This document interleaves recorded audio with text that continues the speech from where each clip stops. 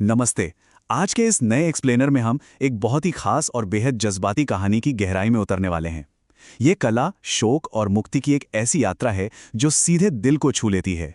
ये सिर्फ एक कहानी नहीं, बल्कि इंसानी जज्बातों का एक बहुत ही खूबसूरत सफर है। तो चलिए, बिना किसी देरी के शुरू करते हैं। क्या एक बेजान मिट्टी सच में किसी पत्थर दिल इंसान को रुला सकती है? मतलब सुनने में ही कितना अजीब लगता है ना। ये वो मुख्य सवाल है जो तुरंत सोचने पर मजबूर कर देता है। कहानी के सारे जज्बाती दांव यहीं से तय होते हैं।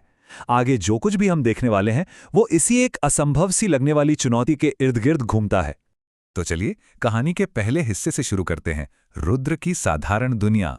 पहाड़ों के बीच बसा एक धुंधला और बिल्कुल शांत सा गांव है, सोनप्रयाग। यहाँ हवा में ही एक अजीब सी खामोशी है, एक उदासी सी तैरती है। और यहीं हमारी मुलाकात होती है रुद्र से, एक कुमार जो अपने चाक पर बैठा है। उसके हाथों में गजब का जादू है। वो बड़ी तेजी से मिट्टी को आकार दे रहा है। लेकिन रुकिए, उसके चेहरे पर कोई भाव नहीं है। एकदम सुन, मानो वो कोई इंसान नहीं, बस एक मशीन बन चुका हो। और जैसे बैकग्राउंड में कोई बहुत ही उदास सी बांसुरी बज रही हो। लेकिन पता है, रुद्र हमेशा से ऐसा बिल्कुल नहीं था। अगर हम इस टाइमलाइन को देखें तो समझ आता है कि ठीक 5 साल पहले उसकी जिंदगी में एक ऐसा तूफान आया जब उसने अपनी मां को हमेशा के लिए खो दिया। इस गहरे सदमे ने उसे अंदर से पूरी तरह तोड़कर रख दिया। उस असहनीय दर्द से बचने के लिए पिछले 5 सालों में उसने अपनी भावनाओं को जैसे पत्थर का बना लिया है। आज के समय में वो बस नाम के लिए जी रहा है। सांसें चल रही हैं, कला भी बन रही है, लेकिन उसमें कोई जान नहीं है। अब आते हैं कहानी के दूसरे अध्याय पर, चुनौती की पुकार। देखिए, ठहराव कभी भी हमेशा के लिए नहीं रहता।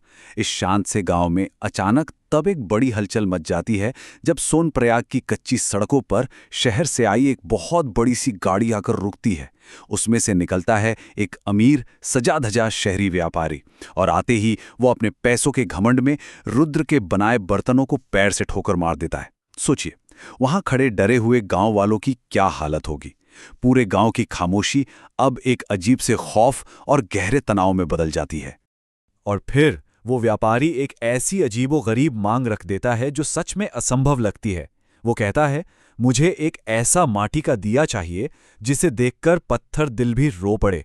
मतलब ये कोई छोटी मोटी बात नहीं थी। दरअसल अगले ही महीने देश की सबसे बड़ी नेशनल आर्ट एग्जीबिशन होने वाली थी, और इस व्यापारी को किसी भी कीमत पर वहां जीतने के लिए कुछ बिल्कुल ही अलग चाहिए था। अब इस चुनौती के दांव देखिए कितने खतरनाक थे। शर्त यह थी कि अगर रुद्र कामयाब होता है तो पूरे गांव का जो भारी भरकम कर्ज है वो हमेशा के लिए माफ। लेकिन अगर वो हार गया तो रुद्र की अपनी पुश्तैनी जमीन उससे छीन ली जाएगी। भागने का तो कोई रास्ता ही नहीं बचा था। पूरे गांव की किस्मत अब रुद्र के उन बेजान हाथों में थी। और यहीं से कहानी एक बहुत ही मुश्किल मोड़ लेती है। चलिए देखते हैं तीसरा अध्याय, भावनात्मक अग्नि परीक्षा। ये रात रुद्र के लिए सच में किसी भयानक सपने से कम नहीं थी। सोचिए, रात के खूब अंधेरे में वो पसीने से भीगा हुआ है और अनगिनत बार अपना चाक घुमा रहा है। उसने सैकड़ों दिए बना डाले, लेकिन नतीजा कुछ भी नहीं। हर एक दिया बिल्कुल बेजान था। मिट्टी बार बार झटक रही थी, टूट रही थी। और ऐसा क्यों हो रहा था? क्योंकि रुद्र अभी भी उस भयानक दर्द को अंदर ही अंदर दबाए बैठा था। वो उस एहसास से भाग रहा था जिसे उसने पिछले 5 सालों से छुपा कर रखा था। लेकिन फिर आता है वो निर्णायक पल। सबसे पहले क्या होता है? रुद्र बुरी तरह हताश होकर घुटनों के बल गिरता है और रोने लगता है। फिर वो अपनी मां की एक पुरानी बिल्कुल धुंधली सी तस्वीर को सीने से लगा लेता है, और इसी एक पल में वो 5 साल के उस पूरे दर्द, उस अधूरेपन को पूरी तरह से गले लगा लेता है।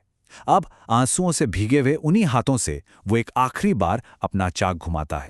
और यही इस पूरी कहानी का सबसे बड़ा सबक है। जब तक दिल का दर्द बाहर ना आए, मिट्टी में जान कैसे आ सकती है? बिल्कुल सच। कोई भी सच्ची कला सिर्फ एक तकनीक नहीं होती। वो तो तब जन्म लेती है जब कोई कलाकार अपने सबसे सच्चे, सबसे गहरे और कच्चे जज्बातों को अपनी कला में उड़ेल देता है। और रुद्र ने आखिरकार ठीक यही किया था। इस जबरदस्त जज्बाती पल के बाद अब हम पहुंचते हैं चौथे अध्याय पर, शानदार चरमोत्कर्ष, यानी उस नेशनल आर्ट एग्जीबिशन का सबसे बड़ा दिन। अब जरा शहर की उस आलीशान प्रदर्शनी गैलरी का नजारा दिमाग में लाइए। यहां क्या गजब का विरोधाभास है। एक तरफ तो ऐसी महंगी कलाकृतियां हैं जो सोने, चांदी और कांच से चमक रही हैं, बिल्कुल अमीरियत दिखा रही हैं, और दूसरी तरफ है रुद्र की कला, एक बिल्कुल ही सादा मामूली सा मिट्टी का दिया जिसे उसने नाम दिया है अंतिम शलाका, यानी आखिरी लौ। खैर, फैसले की घड़ी आ ही गई। गैलरी में बैठे सभी बड़े बड़े जज रुद्र के उस साधारण से दिए के पास आते हैं। पूरे हॉल में एकदम सन्नाटा पसरा हुआ है, और फिर रुद्र एक माचिस की तिली जलाता है।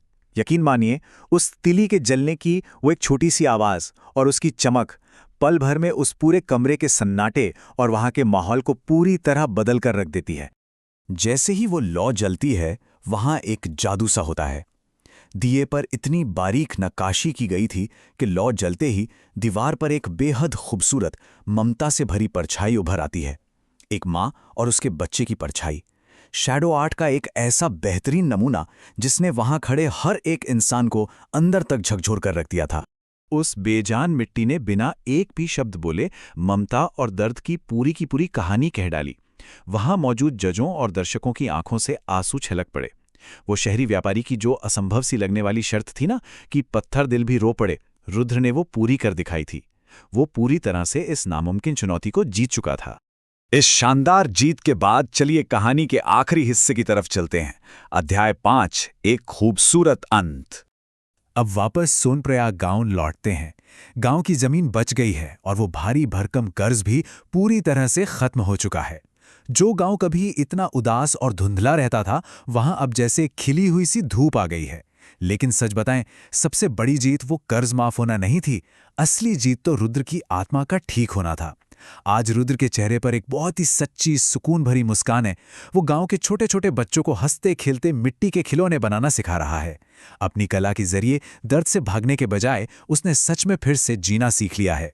इस पूरे एक्सप्लेनर को हम इस बहुत ही गहरी सोच के साथ खत्म करेंगे कि जीवन की सबसे खूबसूरत शुरुआत अक्सर हमारे सबसे गहरे दर्द के मलबे से ही होती है। ये सिर्फ एक कुम्हार की नहीं, बल्कि दर्द से टूटकर एक बेहतरीन कला तक पहुंचने की कहानी है। इस सफर को देखने के बाद बस एक ही सवाल दिमाग में रह जाता है कि इंसान का कौन सा छिपा हुआ दर्द उसकी सबसे बड़ी ताकत और उसकी सबसे बेहतरीन कला बन सकता है। सोचने वाली बात है ना।